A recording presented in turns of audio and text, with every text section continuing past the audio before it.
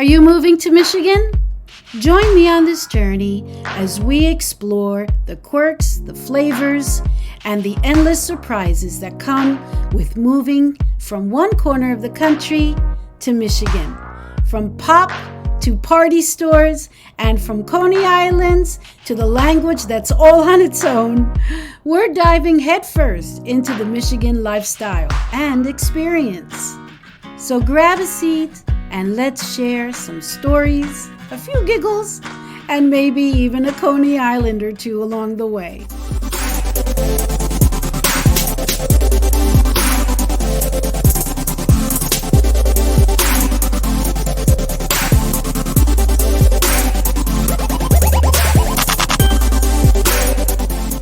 Michigan, where words have a little extra pop and conversations are verbal jigsaws.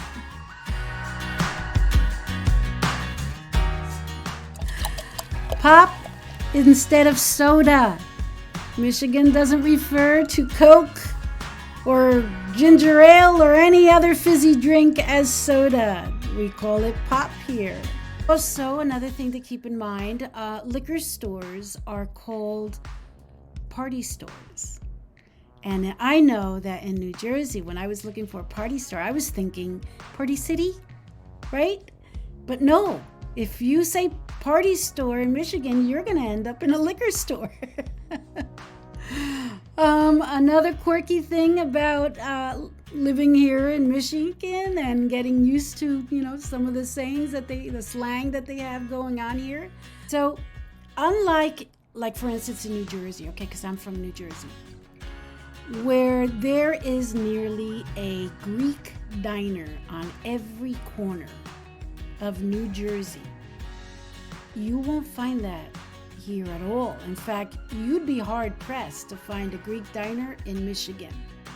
And diners aren't called diners, they're called Coney Islands. It's the same thing, it's just different name. It's called a Coney Island. Find me the nearest Coney Island, i.e. find me the nearest diner.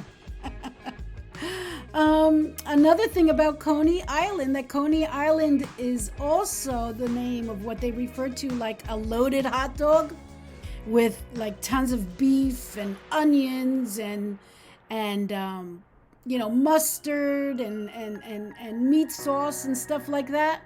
That's called a Coney Island. Michigan sauce is the meat that goes on top of your hot dog. That's called Michigan sauce. I found this topic as I was going through some of the slang. I couldn't help but laugh at some of this stuff. So you know what? In the not too distant future, I'll probably put up another video just for kicks about the slang between the East Coast and Michigan, for instance. Okay, so let's keep going. Weather. Now, we get cold winters here. But in my area of southeast Michigan, okay, so we're talking the bottom half of Michigan. I'm only like maybe an hour, 90 minutes at most from the border to Ohio. So yes, we get the cold because you've got that cold air from Canada just swooping down and freezing the bejeebers out of all of us, okay? And I've seen it get down to like single digits, that cold. We're talking like late February into March, really, really cold. But what we don't get a lot is snow. At least in my region. Now, up north, that's a totally different story, okay? But where I live, so we're talking Livingston County and Oakland County, southeast, the bottom part, we don't get a lot of snow. In fact, last year we got very little snow. I think maybe 3 inches at the most at one time. So, yeah, we get snow, but it's not like Boston where you measure snow by feet. Okay, we still measure snow by the inch here. Then springtime, oh, glorious spring. You'll never experience a more beautiful spring than in Michigan, because it comes, usually it doesn't really start warming up until you're starting to get late April and then into May. Then you really feel it very quickly, starts to warm up, and then everything just springs to life, and green everywhere, and the birds, and you see such beautiful birds here that I didn't see ever living in New Jersey. So if you're a bird watcher, you're gonna love it. Okay, and then you go into summertime. Summertime in Michigan is glorious because you don't get that oppressive, hot, humid heat that you do on the East Coast. Okay, I mean, here we are in August, as the time that I'm making this, and it is 65 degrees outside. Rainy, but it's 65 in August.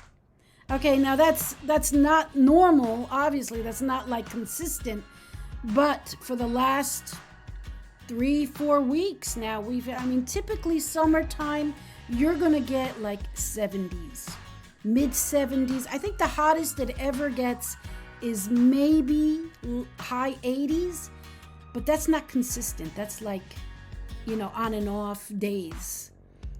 Generally, you're in the mid 70s, and no matter how hot it gets, there's always a cool breeze. I love that. There's always that wonderful cool breeze to cool you off. Autumn, there's so many parks here. That's the other thing I love about Michigan. There's parks everywhere, and they're so beautiful. And in the autumn time, you have so many beautiful maple leaves, and just become so vibrant. And I must have like 1,000 photos at this point, because I can't stop taking pictures every time I go to the park of the beautiful, beautiful giant trees that are red and yellow and orange and light green, and they just look so beautiful. So the good thing also is that the fall is not cold. It's not. It's a slightly colder, yeah. So you're talking now 70s, 60s, totally doable, right? And that goes on until, I'd say, well through October for sure, and maybe the beginning of November, mid-November, you're still getting that nice weather.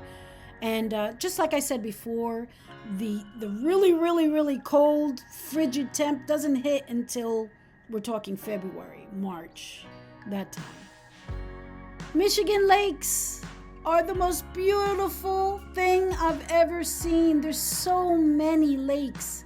A lot of people outside of Michigan they only think of the 3 big lakes. No, there are lakes of all sizes, and they're scattered throughout the state.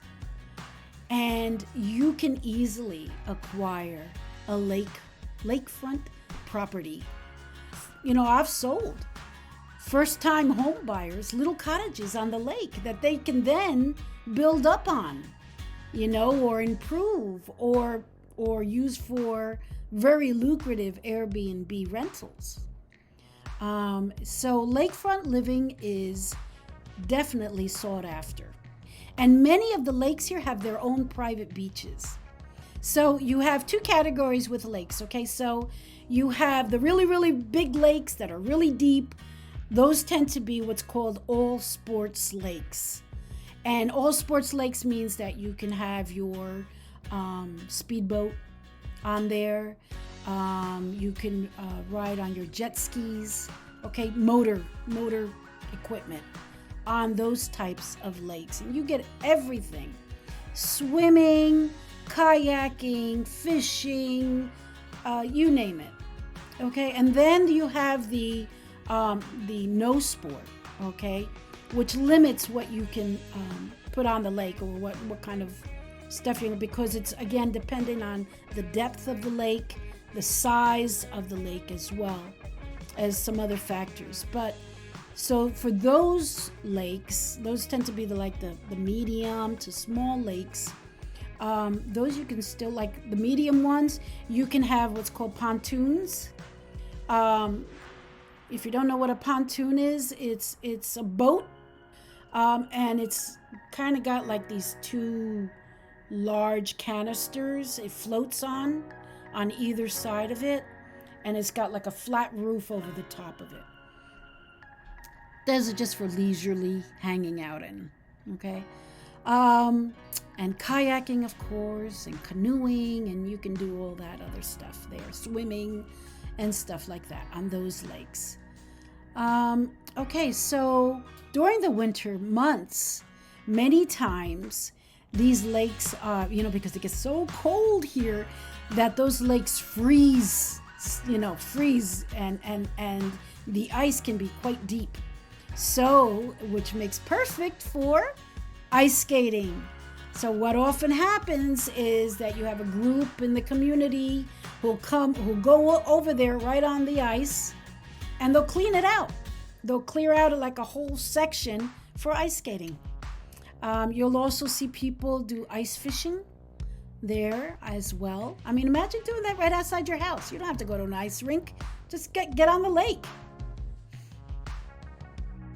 So as I mentioned before, parks. There's so many beautiful parks here. The one by me is called Kensington Park, and it's huge. It's a very, very large park, and it's got the most beautiful trails. It's got off trails, and it's got paved trails for bikes.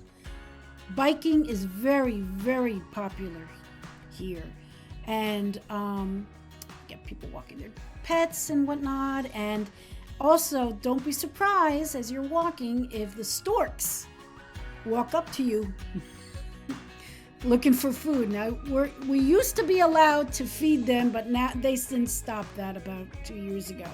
They don't want anybody feeding them because then they become too aggressive. They expect food from every human being that walks by, and they might get a little, too aggressive. So they've since stopped that. But yeah, you see them nesting. Every spring, we have a whole line of photographers for like 2 weeks line up in front of these certain areas where these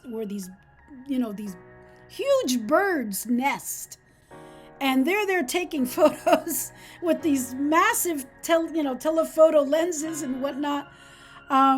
It's a beautiful sight for sure. Swans, there's swans everywhere. They're so beautiful. You see the little chicks in the spring, all over the place. I mean, I just love that. I mean, can you tell that I love this stuff? Anyway, Michigan offers not just parks and lakes, but also in the wintertime, we have 9 different popular ski resorts throughout the state.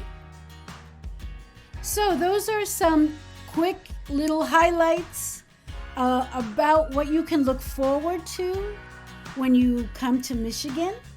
And, if you're looking to maybe move in this area, look me up. I hope to see you. I look forward to meeting you. And I really hope that you enjoyed this video. I'll be making more every single week. Thanks for watching.